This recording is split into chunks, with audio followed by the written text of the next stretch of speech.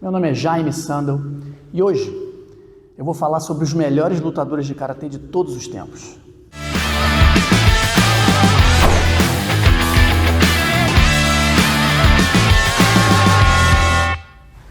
Eu já fiz uma série dessa falando sobre lutadores estrangeiros. Dessa vez eu vou falar sobre os lutadores brasileiros. Só que eu vou fazer uma coisa diferente do outro vídeo. Eu vou pegar dois lutadores da era pré-divisão, quando o karatê era um só, dois lutadores da WKF, dois do karatê tradicional e dois da JKA. Desse jeito eu vou montar uma lista mais completa de atletas de diferentes organizações. Lembrando que essa lista é uma lista pessoal minha, da minha observação, do meu gosto particular em relação a pessoas que lutam de uma forma que eu considero muito eficiente, seja em campeonato, seja dentro de academia, seja na defesa pessoal. O karatê dessas pessoas que eu vou falar aqui, na minha opinião, serve para tudo. E isso para mim é um karatê de verdade. Se fala muito de karatê de verdade, né? O karatê de verdade não está dentro de uma federação, não está dentro de uma organização. Não adianta querer puxar a brasa para a sua sardinha. O karatê de verdade está aqui. Não tem isso. O karatê de verdade é aquele que funciona em todas as situações. É o atleta que consegue ser campeão, ao mesmo tempo em que ele usa um karatê eficiente, poderia ser na rua, pode ser dentro de uma academia, pode ser numa luta de MMA. Então vai aqui a lista dos meus lutadores preferidos de todos os tempos. Vou começar pela era pré-divisão. Nesse caso, eu vou botar só atletas masculinos, dois atletas, dois homens. Por quê? Porque nessa era pré-divisão, demorou muito para ter o karatê feminino, a luta feminina. Então não tem imagens, eu não tenho relatos, eu não tenho depoimentos de pessoas sobre lutadoras brasileiras dessa era pré-divisão. Então eu vou falar só dos homens. Primeiro lutador que eu escolhi, Hugo Arrigoni. Ah, mas aí não vale. Você foi aluno dele. Não é por isso que eu escolhi o Hugo Arrigoni. Eu escolhi porque esse atleta era pequeno, magro e leve e conseguia ser campeão numa época que o karatê era um só. Imagina, gente, atletas de todos os tamanhos, todos os pesos e todas as organizações, quer dizer, não tinha nem organizações, era todos os estilos. Tinha gente ali de todos os estilos. E a regra era muito pesada. Shobu Ippon, 2 vazari 1 Ippon, e tinha muito contato, apesar de não ter proteção nenhuma. Eram comuns acidentes graves entre os lutadores. E esse atleta, Hugo Arrigoni, foi tricampeão brasileiro nessa época. Além disso, foi um dos maiores nomes aí do karatê brasileiro internacionalmente, tendo sido o primeiro que venceu um japonês no campeonato mundial da JKA. Ele venceu a lenda, o sensei Ihahara, numa disputa no Japão em 1977. O outro que eu escolhi nessa lista é Ronaldo Carlos, outro atleta do Rio de Janeiro. Olha, eu poderia ter falado aqui de vários atletas do Brasil, da família Caribé, da Bahia, Enio Vesuli, Robson Maciel, Ricardo Delia, de São Paulo, o sensei Juarez Alves, o Jacaré, do Rio Grande do Norte. Enfim, tem uma série de pessoas que eu podia falar aqui. Por que eu escolhi outro carioca? Também não foi para puxar a brasa para a sardinha do Rio de Janeiro, não. Eu sou carioca, mas não foi por isso, não. Olha, o sensei Ronaldo, tem poucas imagens dele lutando, infelizmente, mas tem muitos relatos. E muitos relatos de gente boa, que eu tive o prazer de conversar, que falaram sobre ele. E ele era uma unanimidade. Um cara respeitadíssimo, temido pelos adversários. E assim, quando se falava de karatê eficiente, se falava de Ronaldo Carlos. Era uma verdadeira máquina no comitê. Também foi campeão brasileiro, campeão pan-americano, um grande nome aí do karatê internacional. E até hoje é lembrado como um dos lutadores mais duros de todos os tempos. Agora eu vou falar da WKF, antiga VUCO. Dentro dessa organização eu escolhi duas mulheres. Primeiro, Maria Cecília Maia, a Cissa. Essa aí dispensa apresentações, foi campeã mundial em 1998, no Mundial realizado aqui no Rio de Janeiro. Mas não só por isso, ela tinha um estilo diferente de se movimentar. Eu li também entrevistas com adversárias dela, dizendo isso, que é um estilo que depois muitas começaram a imitar, ou seja, ela influenciou uma geração inteira de lutadoras. A outra que eu escolhi é a Lucélia Brose. Lucélia Brose, ela tem um feito inalcançável, indescritível.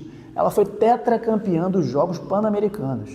Imagina, um evento que acontece de 4 em 4 anos, um evento gigantesco, da magnitude dos Jogos Pan-Americanos, ela ganhou 4 vezes. Só esse fato já a coloca entre as melhores de todos os tempos, disparado. É um verdadeiro orgulho aí para o Brasil. No masculino, 2 atletas. Douglas Brose, coincidentemente, o marido da Lucélia Brose. Então o talento está ali na família, né? O Douglas Brose, tricampeão mundial, campeão dos Jogos Pan-Americanos, tem assim, eu poderia ficar aqui 10 minutos falando dos títulos dele. Mas não só isso, ele tem um estilo de lutar que é muito eficiente. Ele é praticamente intocável. Quando as pessoas atacam ele tem uma esquiva muito boa, tem uma visão de luta fantástica, muito inteligente lutando. E no ataque dele, ele é muito estratégico. Então ele sabe misturar a estratégia do jogo do karatê, porque não deixa de ser um jogo, um esporte, ele mistura isso com um karatê de pancada, eficiente. Vira e mexe, ele acerta uma pancada mais forte e nocauteia o adversário. Então um karatê extremamente eficiente. O último dessa lista é o Altamiro Cruz, o Didi. Esse era conhecido fora da bolha do karatê. Esse aí, qualquer pessoa que praticava luta, você falava de karatê, a pessoa, tem um cara que é sinistro, o Didi. E era sinistro mesmo, sinistro no bom sentido. Um cara grande, forte, rápido. Me lembra muito o John Jones nesse caso. Eu vou fazer um paralelo entre eles. Para mim, o John Jones e o Altamiro Cruz, eles reúnem todas as características que um lutador tem que ter. Todas. Que é o quê? Grande, pesado, ágil, rápido, inteligente e técnico. Como é que você ganha de um cara desse? Então, o Altamiro Cruz tinha isso tudo. Ele era alto, pesado, mas ao mesmo tempo leve, lutando, extremamente rápido, técnico e inteligente. Ou seja, um cara que, se eu pudesse voltar no tempo, eu arrumava um empresário e falava, vamos pegar aquele cara ali e botar no MMA, no peso pesado, que ele vai fazer um estrago. Vindo agora para o karatê tradicional, no feminino, temos 2 atletas aí simplesmente fantásticas. Uma é a Giordana de Souza, do Paraná, campeã mundial de karatê tradicional. Essa eu tive a oportunidade de ver lutar ao vivo. Algumas vezes, não muitas, porque ela estava se aposentando e eu estava chegando. Mas era impressionante. O primeiro campeonato que eu a vi lutar, ela ganhou tanta medalha que ela chegava a subir no pódio e brincava que estava pesado, de tanta medalha. Foi o torneio internacional interclubes. Ela ganhava tudo, Fukugou, equipe, individual. Uma atleta completa e muito temida pelos adversários, muito forte realmente, um karatê muito forte. A outra é Elaine Golubics, de São Paulo, também campeã mundial de karatê tradicional, uma atleta de elite, elegante, que tinha um karatê limpo. Essa paulista era o terror das adversárias. Eu tenho muitos relatos de mulheres que competiam na época dela que falavam que tinham medo. Quando viam na chave que iam lutar com a Elaine, tinham medo. E eu acho que esse medo, esse respeito, faz parte da qualidade do karatê, porque ela não era uma lutadora violenta. Pelo contrário, ela era extremamente técnica, mas o medo que inspirava ela pela forma que ela lutava. No masculino, Ricardo Buzzi, dispensa apresentações, também campeão mundial, na verdade o primeiro homem a ser campeão mundial individual no karatê tradicional em 2002, um cara que simplesmente era o terror dos adversários dentro dos tatames. Eu tive a oportunidade de lutar com ele várias vezes, nós fizemos várias finais e eu comprovo, a energia que ele trazia para o combate era diferente. Teve um campeonato mundial que eu fui, meu primeiro mundial de karatê tradicional em 2012, ele foi medalha de bronze. Era nítido a energia que ele trazia quando ele começava a se movimentar, a energia dos adversários ia baixando. O outro, Vinícius Antony, também vão falar, mas você treinou muitos anos com o Vinícius, está puxando a brasa para a sardinha. Não estou. Eu tive a chance e a oportunidade de ver o Sensei Vinícius em ação. Era impressionante, inacreditável o que ele fazia dentro de um kotô de competição. Kata, Fukugou, comitê, equipe, kata, equipe, o que você quiser. Se tivesse lá campeonato de porrinha, ele ia fazer o melhor. Campeonato de pepeca de karatê, ele ia ganhar. Ele era muito habilidoso e treinava muito. Então ele juntava, me lembra bastante, por exemplo, o Roger Federer, porque o Federer tem um talento nato absurdo, mas também treina muito, sempre treinou muito. E o Vinícius Antony era exatamente isso, ele casava um talento absurdo com um treinamento absurdo, muito esforçado. Então um cara pequeno também, baixinho, que era temido por todo mundo tinha medo de lutar com ele, porque não sabia se havia um ashibarai na perna de trás, como eu já tomei, que a gente caía de cabeça no chão, ou se havia uma oshigerin na tua cara. E aí do nada ele tirava um golpe diferente, um Gyakuzuki que parecia que estava fazendo kata. Perfeito. Um grande atleta e um exemplo que influenciou também toda uma geração. Vamos agora terminar essa lista falando da JKA. Vou começar falando da Manuela Espessato.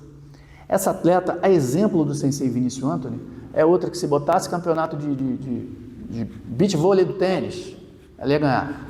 Peteca, ela ia ganhar. Muito talentosa e muito esforçada. Também juntava essas duas coisas, o talento com o esforço. Manuela, que foi a maior campeã de todos os tempos, tanto de kata quanto de comitê, na hora da luta, ela impunha exatamente a mesma energia que ela colocava no kata. Espírito de luta, técnica e principalmente não tinha medo. Botava a cara para bater mesmo. E essa energia dela transparecia nos campeonatos. Por isso que ela conseguiu ser campeã brasileira 6 vezes, um recorde entre as mulheres. A outra atleta dessa lista, Sônia Coutinho, do Pará. Sônia, minha amiga, também vi lutar muitas vezes. Tive a oportunidade de ficar com ela na beira do cotô como técnico. Na verdade, técnico não, né? Como ajudante dela. Ela foi bicampeã sul-americana, foi campeã brasileira, uma verdadeira lenda dentro do Karatê JKA brasileiro. Sônia tinha um estilo agressivo, partir para cima, parecia muito um karatê japonês. Ela cumprimentava, já apertava a adversária e ganhava rápido, muito agressivo e muito eficiente. No masculino, Shinzo Matida. Esse, inegavelmente, um dos maiores lutadores de todos os tempos. No karatê tradicional, foi um dos maiores de todos os tempos também, tendo sido pentacampeão brasileiro. Na JKA, foi 6 vezes campeão brasileiro. Em 2006, no Campeonato Mundial da JKA, ele trouxe a medalha de prata para o Brasil na categoria de luta individual. Um feito inédito até hoje. Eu estava lá, então eu consegui ver as lutas desse verdadeiro fenômeno do karatê. Ele só parou na final para outro fenômeno, o mestre Ogata, do Japão. E mesmo assim a luta foi parelha. Foi 3-1 para o Ogata e uma luta que até o final a gente ficava tenso, sem saber o que ia acontecer. Vamos fechar essa lista. Eu poderia falar de mim aqui na JK, mas seria meio ridículo eu querer falar de mim. Até porque eu, na minha cabeça, essa pessoa que eu vou falar agora é melhor do que eu. Fábio Simões, de São Paulo. Fábio Simões, além de ter sido um dos maiores campeões da história da JKA, foi um grande campeão também do karatê tradicional, tendo sido vice-campeão brasileiro e vice-campeão mundial de luta individual, campeão pan-americano de luta individual, isso no karatê tradicional. Na WKF, ele foi campeão dos Jogos Regionais 14 vezes. Ele era considerado invencível nos Jogos Regionais, nos dificílimos Jogos Regionais lá de São Paulo. Então ele conseguiu, é o único atleta que conseguiu ter sucesso na WKF, no tradicional e na JKA. Além disso, foi campeão de boxe, campeão dos jogos de boxe. Então, um boxeador exímio, passou alguns meses morando e treinando em Cuba. Também tem lutas de MMA no currículo, também já fez lutas de kickbox. Ou seja, esse verdadeiramente é o lutador completo. Pessoal, esse vídeo aqui, na verdade, foi uma grande homenagem a essas feras aí que eu citei, pessoas que eu acho que não podem jamais ser esquecidas, jamais. São pessoas que marcaram a história do nosso país, cada um no seu tempo, cada um no seu momento, cada um na sua organização. A gente não pode esquecer.